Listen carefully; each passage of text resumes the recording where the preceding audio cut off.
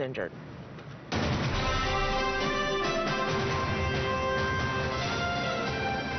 Decision 2016, the head of the Republican National Committee is trying to bridge the gap between Donald Trump and the rest of the Republican establishment.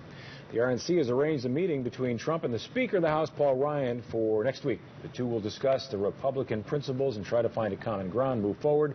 Ryan says he can't bring himself to support Trump for president right now. In their minds, they're thinking, we've got another month to talk about this, to get comfortable, and all of a sudden, you've got cameras in your face saying, what do you think, what do you think? Well, I think Paul's just being honest with how he feels, and I think he's going to get there. By the way, he wants to get there.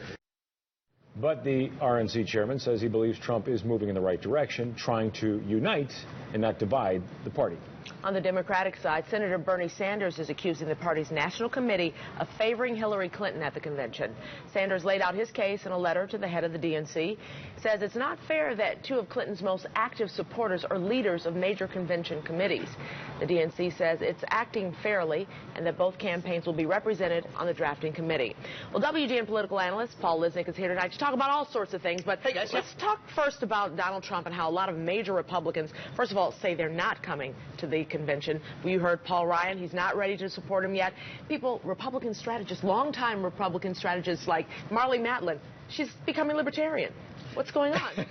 Well, listen, the fact that the discussion in the news is, are these Republicans supporting the presumptive Republican nominee? I mean, that's the story in and of itself, right? When the Democrats pick Hillary or Bernie, probably Hillary, I don't think you're going to have this discussion of who's going with her.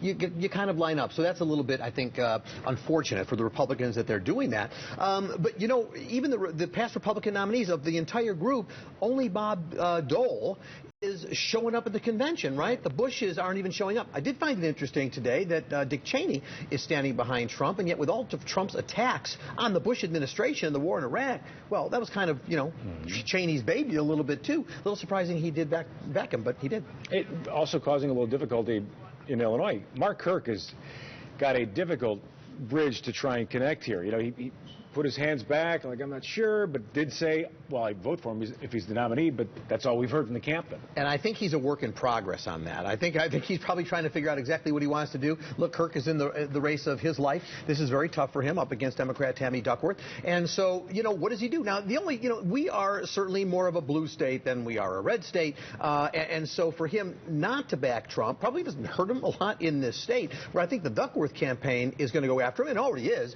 anytime he gives any indication that he could stand behind Trump or is standing behind Trump. I mean, I'm already getting the inbox filled with releases and positions about Kirk doing that. So he's got to be careful about how he plays that in this state. Democratic side, yeah. Bernie Sanders, everyone's saying, why don't you pull out, counting him out and things like that. He's getting a little upset about that, isn't he? Well, look, the reality of it is that he wins primaries. Listen, I'm still getting emails, maybe you guys do, Facebook messages. Somebody said the other day, do the math. Bernie is in this thing. Right. I've done the math. Bernie is not in this thing. You read my Twitter account. Was that you that said that to me? Yes. I mean, it's just, again, Bernie supporters, so behind him, I get it. But super delegates aren't going anywhere. I know one state is talking about whether they'll get rid of them. They're not going to go anywhere, not this time around. And so, the math is just in Hillary Clinton's favor. On the other hand, Bernie Sanders has a point to make. He wants to influence the platform. He is making a difference. I think what he's doing is healthy for the Democratic Party. Hillary Clinton would like to move on already, but guess what? She can't. So he's going to keep it going for a while. He makes that very strong point that says, look, Secretary Clinton has some bad news coming. I'm not giving up until votes are counted. That can change in time. Ted Cruz certainly changed his tune overnight. John Kasich changed his tune overnight. Bernie Sanders could, but I think it's more likely than not that Bernie hangs around probably through the California primary. Paul, you're crazy to make a prediction about November right now, but I'm going to ask you to make a prediction tonight, right now. So I'm calling you crazy. That we're number one in the ratings. There's my prediction. There you go. The second prediction is, okay, Trump, Clinton. Clinton on a lot of national polls, used to be a big lead, then kind of shrunk here and there. What would be a Trump winner? Who would have to come out of the woodwork to overcome what Hillary thinks she has in terms of the lead?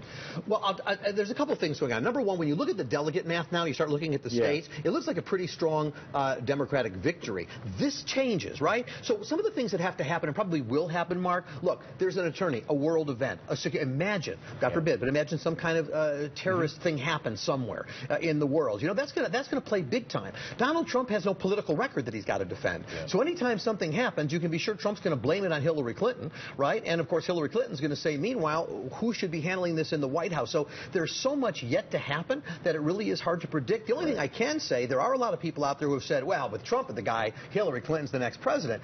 Don't put your money in Vegas on that yet. This country can go in either direction. Trump has done it all throughout. There's no question. Everybody counted him out from the start.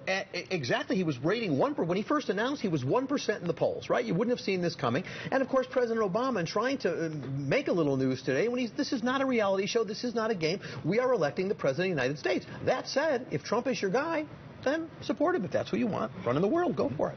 Paul Lisnick, Politics Tonight. Thank you, sir. Thank you, Appreciate guys. it.